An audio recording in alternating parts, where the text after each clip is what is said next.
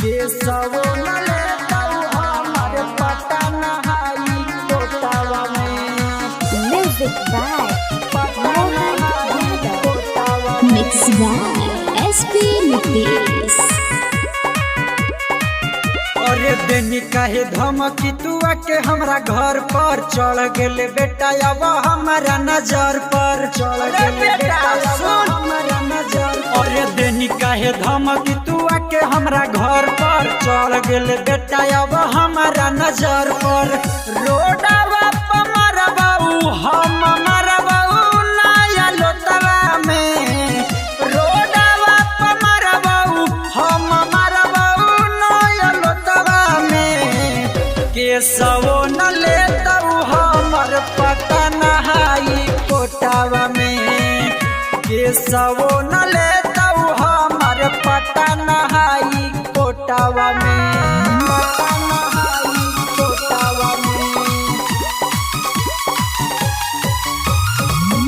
केसवो न लेता हमर पटन हाई कोटावा में।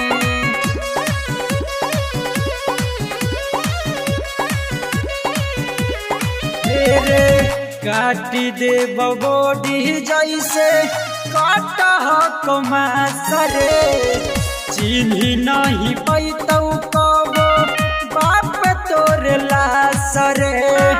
बाप तोरे लासरे रे काटी दे बबोडी जैसे काटह कमासरे। चिन्ही नहीं पैतौ कबो बाप तोरे लासरे। गोली सीधे मरबाऊ चाहे रहनी कौन खोतवा में। केसवो न लेता हमर पटन हाई कोटावा में। केसवो न लेता हमर पटन हाई कोटावा में।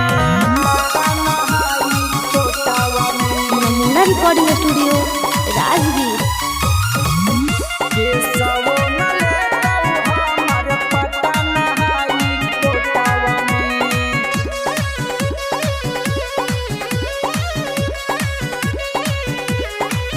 रे पूरा खानदान के तोर करी देबो नासरे।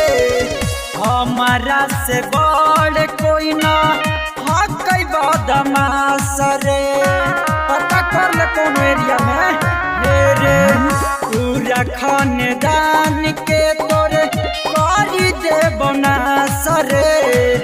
हमारा से बड़ कोई ना हकई बदमासरे। नीति ससुबोध फांसी देता तोर नरटवा में।